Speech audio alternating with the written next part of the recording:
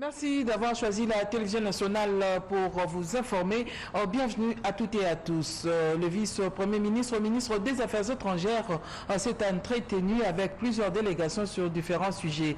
Les résumés dans ces condensés que nous vous proposons de suivre.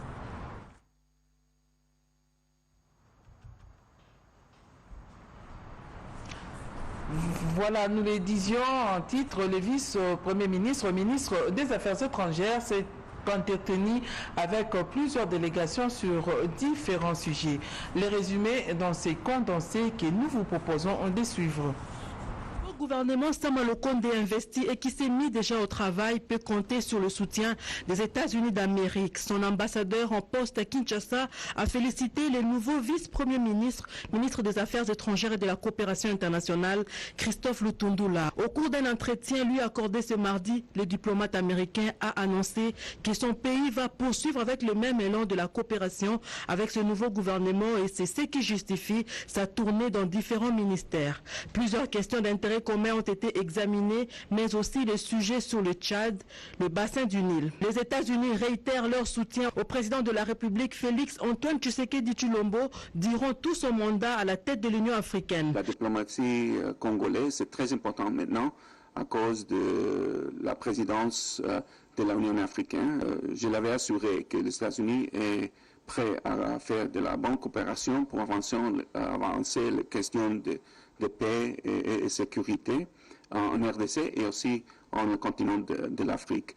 Avec l'ambassadeur de la Chine en RDC, il était question tout d'abord de remettre le message de félicitations adressé au vice-premier ministre, ministre des Affaires étrangères et de la coopération internationale, par son collègue de la Chine au nom du gouvernement chinois en lui souhaitant un fructueux mandat à la tête de ces grands ministères. La Chine, partenaire privilégié de la République démocratique du Congo, elle aussi va poursuivre la parfaite relation bilatérale qui existe déjà avec la RDC. Elle va travailler efficacement avec le nouveau gouvernement dans plusieurs domaines, mais en priorité la lutte contre la pandémie à coronavirus qui continue à faire ravage à travers le monde. J'ai eu des échanges avec le vice-premier ministre sur le partenariat stratégique sino-congolais, sur les priorités, sur les grands projets de coopération, et aussi sur le renforcement de la coopération sino-congolaise dans la lutte contre la Covid-19. De son côté, le ministre de la Recherche scientifique vient de procéder au lancement de l'atelier de sécurité nucléaire. Suivez ces images et commentaires. La concession abritant l'Institut géographique du Congo est à ce jour victime d'une spoliation qui ne dit pas son nom. Les locataires de cet espace s'adonnent à des constructions anarchiques, boutiques et églises sortent de terre. Imprégné de cette situation, le ministre de la Recherche scientifique et innovation technologique, José Pandakabangu, qui est déterminé de protéger cette propriété de l'État, a eu une séance de travail avec les membres du comité de gestion de l'Institut géographique du Congo, le secrétaire général à la recherche et le président du Conseil national scientifique pour trouver des solutions idoines.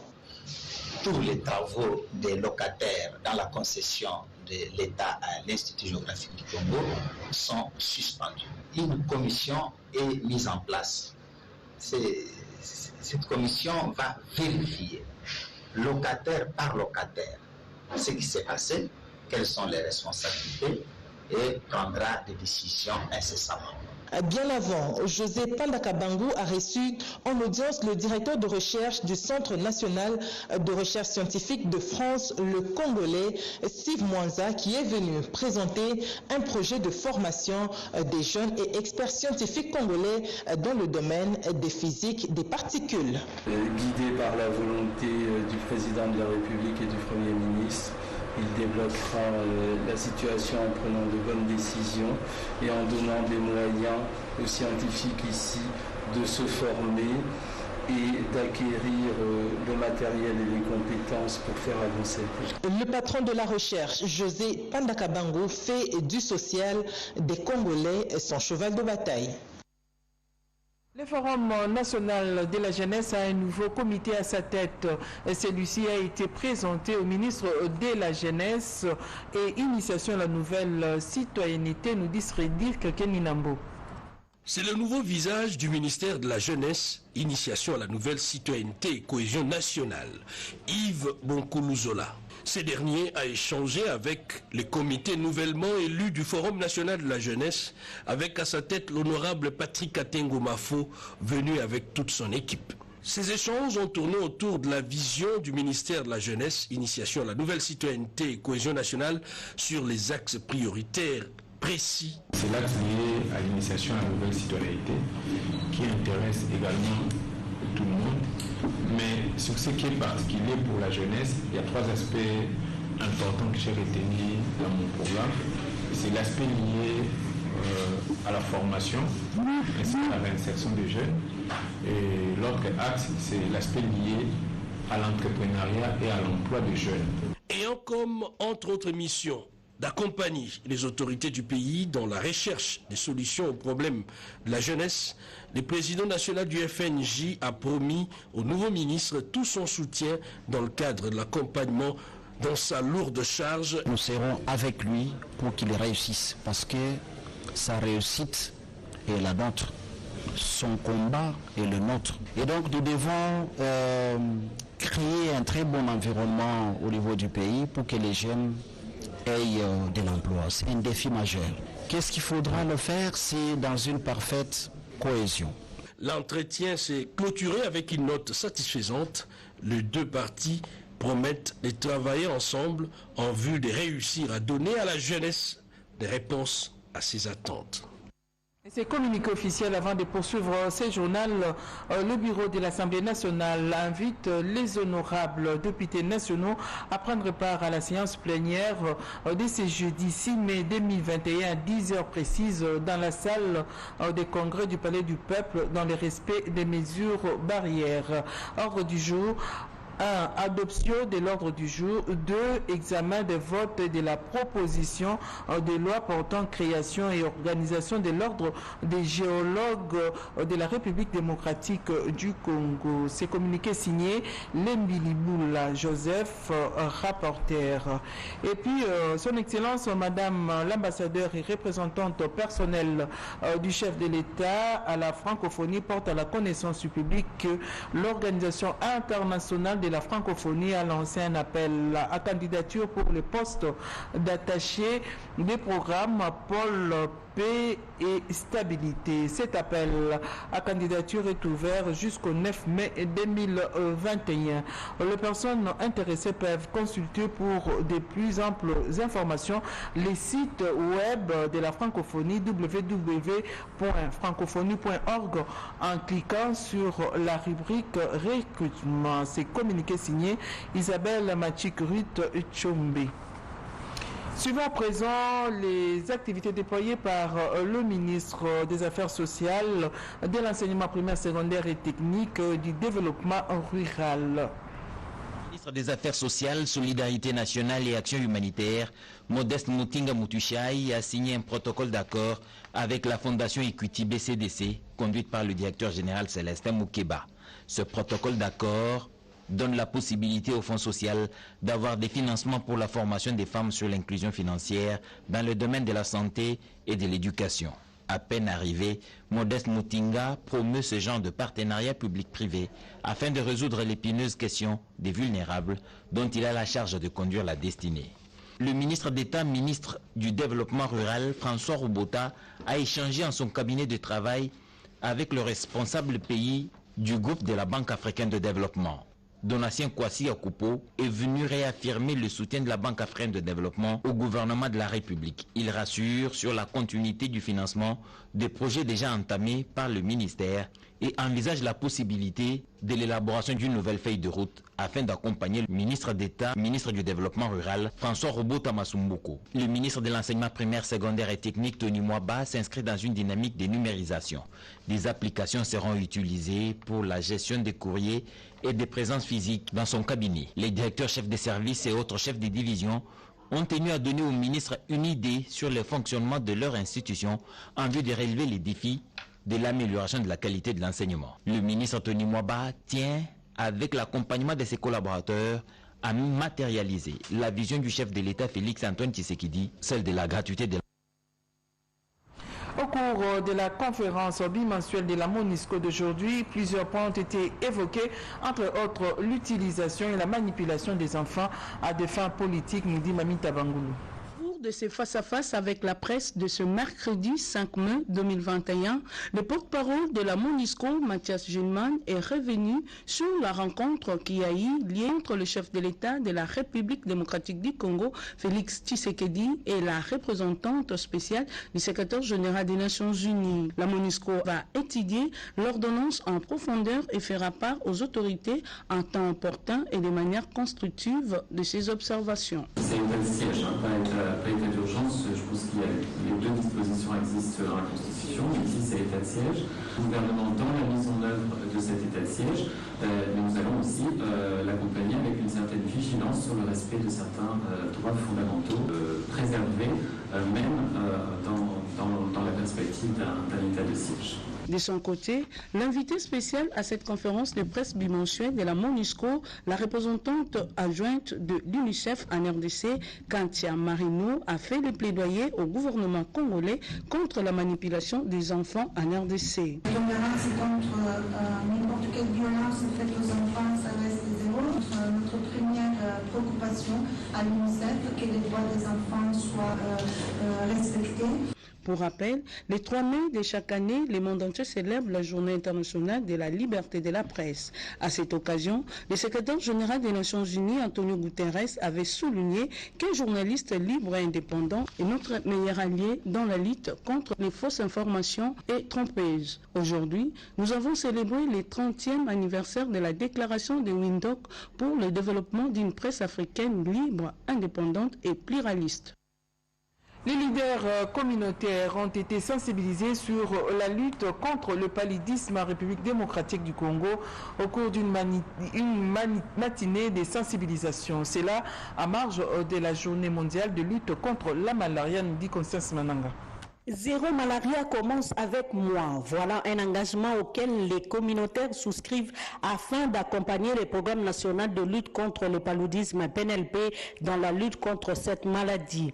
Une déclaration d'engagement faite par le vice-président des Country Coordination Mechanism CCM, Dr Christian Luzombe, au nom de toute la société civile santé. Nous ferons large diffusion de messages de lutte contre le paludisme en vue du changement de comportement à travers nos entités confessionnelles et nos organisations communautaires. Au cours de cette matinée de sensibilisation organisée par la Coordination nationale de renforcement du système communautaire, en marge de la 14e journée mondiale de lutte contre les paludismes, le directeur du PNLP, le professeur Eric Mokomena, a présenté les défis à relever, surtout dans la prévention au volet communication. Prévenir le paludisme des femmes enceintes.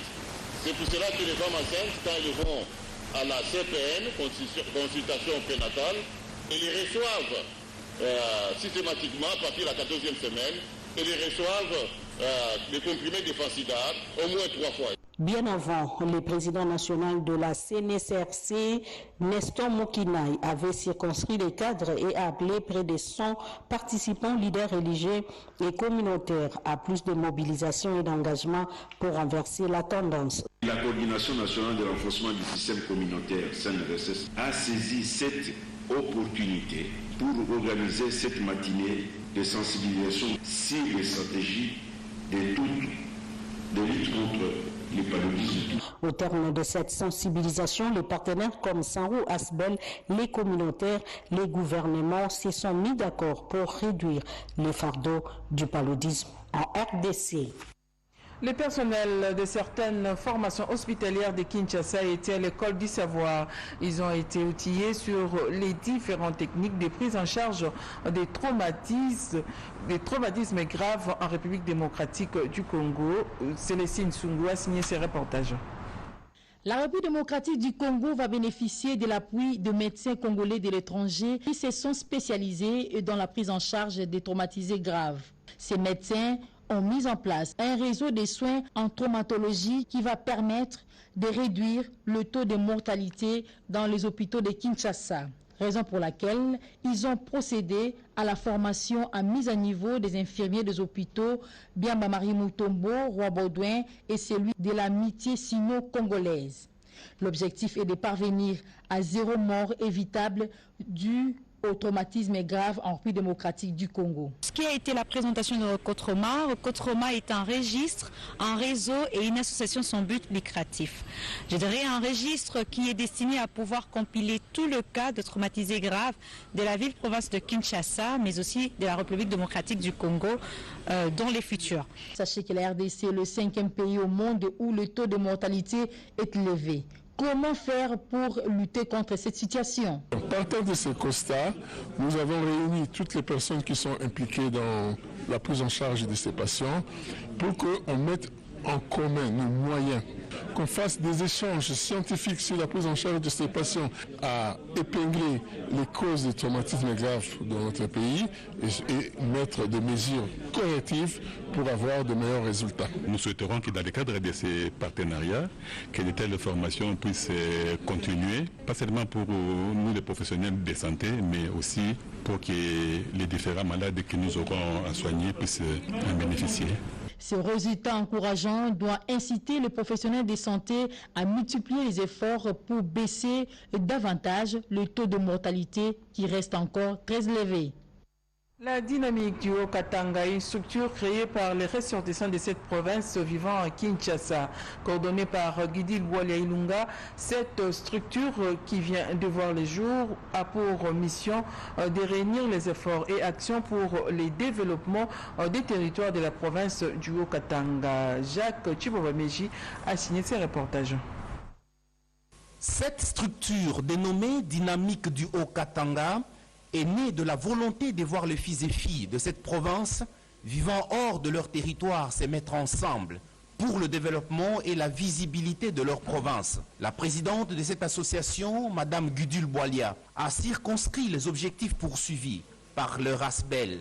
Il nous est venu l'idée de monter une organisation qui regroupe toutes les tribus et ethnies de la province du Haut-Katanga vivant à Kinshasa comme celles disséminées dans d'autres provinces, avec notamment comme objectif la cohésion, la solidarité et la promotion du peuple haut-katangais en vue non seulement de faire face à la guerre de représentativité des régions au sein des institutions publiques, au niveau du pouvoir central comme dans les provinces, mais aussi et surtout simplement pour notre développement à travers plusieurs projets communs de développement dans plusieurs secteurs. Gidul Bwalia Ilunga a insisté sur l'entraide entre Haut-Katangais qui se retrouvent partout dans les différentes provinces de la République démocratique du Congo. Plusieurs notabilités du Haut-Katanga et de l'espace Grand Katanga de Kinshasa ont pris part à cette activité. Le comité national actuel que dirige Gudul Bwalia est composé de représentants de 6 territoires qui composent la province, à savoir Kasenga, Pweto, Sakanya, Kipushi, Mitwaba et Kambov. Avec comme devise solidarité, entraide et partage, la DHK voudrait que tous les Haut-Katangais avancent ensemble pour se faire une place au soleil.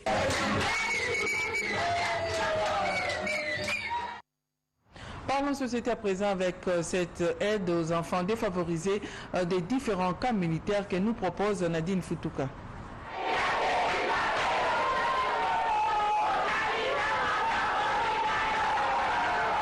La journée du 1er mai, fête du travail, a été célébrée chez les femmes de militaires et policiers autour d'une conférence qui avait pour thème la gestion des foyers des femmes de militaires et policiers, avec comme 2 sous-thèmes la gestion du foyer et la planification familiale. Le foyer d'un militaire est réputé fertile. On reproche aux militaires et policiers des accouchements intempestifs. La plupart des maris militaires et policiers ne tiennent pas compte de la planification familiale, d'où de nombreuses grossesses non programmées. programmée dans le foyer. Cette journée de réflexion organisée par Madame Nadine Longo-Baometu, présidente de la fondation Fonalba, était nécessaire pour recadrer les choses. Car cette fondation a été créée pour combattre la vulnérabilité de la population congolaise et promouvoir les actions de la charité et du développement intégral dans les domaines de la santé, éducation, l'agriculture et entrepreneuriat.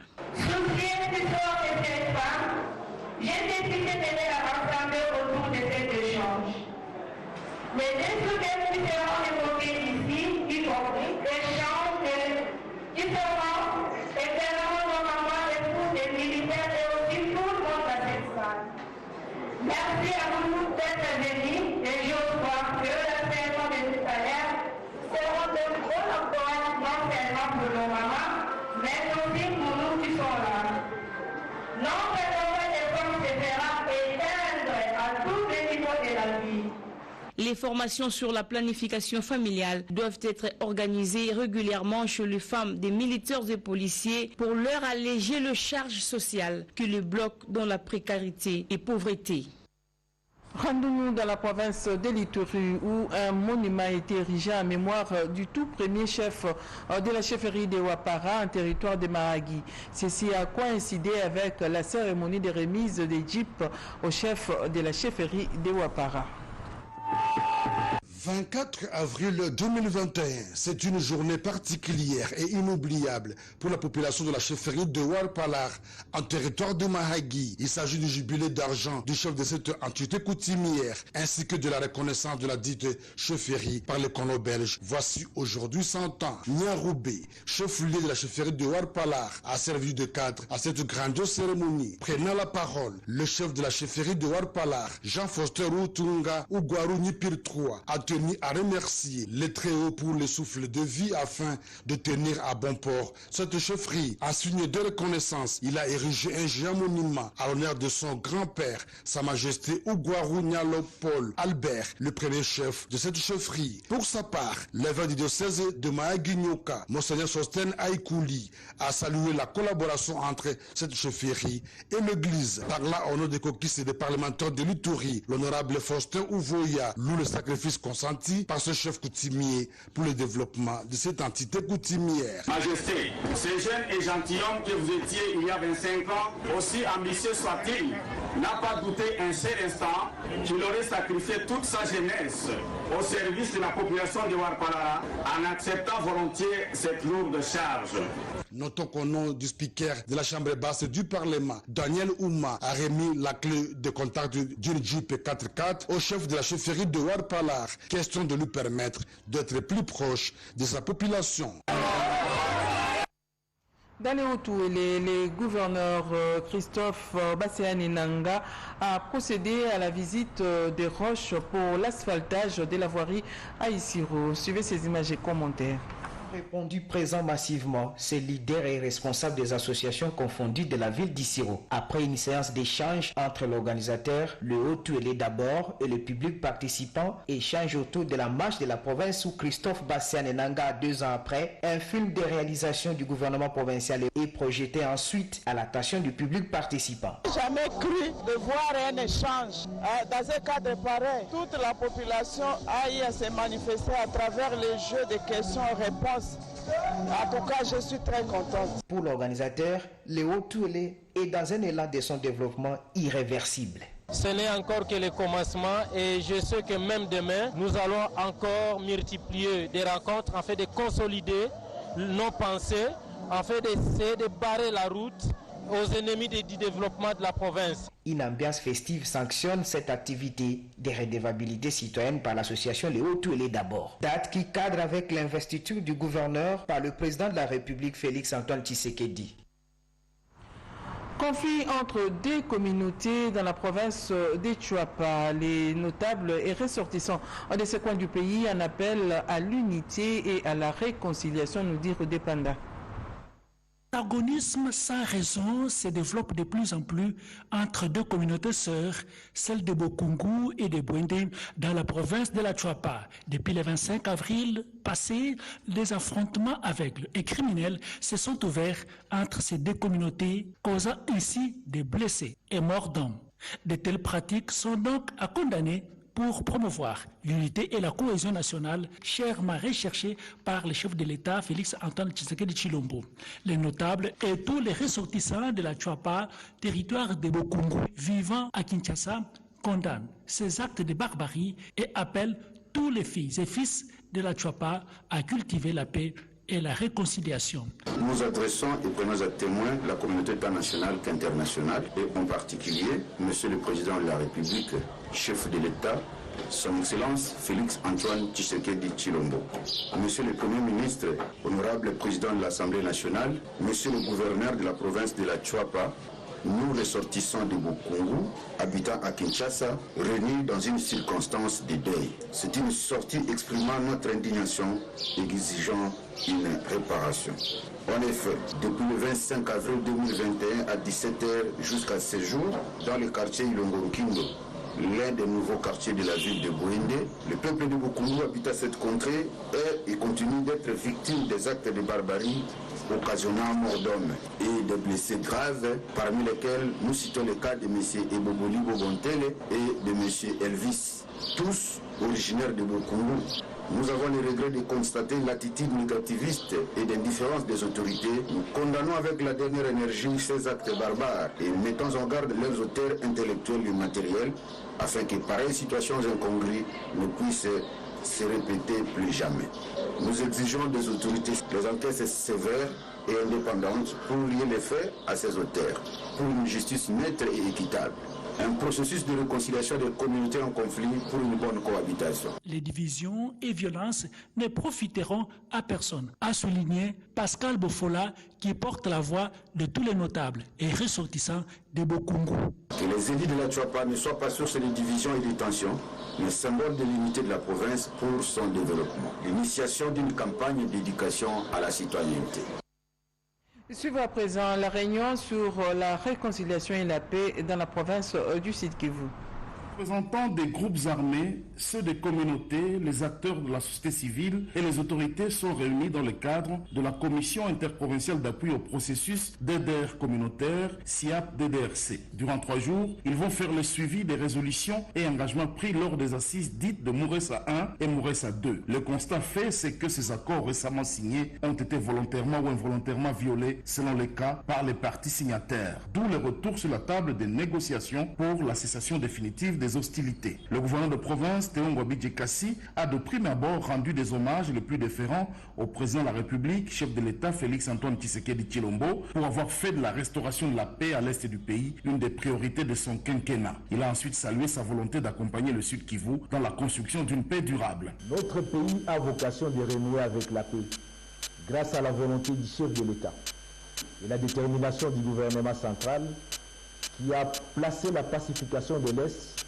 parmi les secteurs prioritaires de son programme d'action. Cette année marquera sans doute la consolidation progressive de la sécurité, de la paix et de la reprise économique. Le coordonnateur provincial du SIAP-DDRC a pour sa part remercié le gouverneur de province pour son implication sans relâche dans la consolidation de la paix et la pacification de la province du Sud Kivu. Les 3 jours, on va les capitaliser pour essayer de recadrer, mais aussi recadrer notre approche avec, bien sûr, parce qu'il faut qu'il y ait l'appropriation.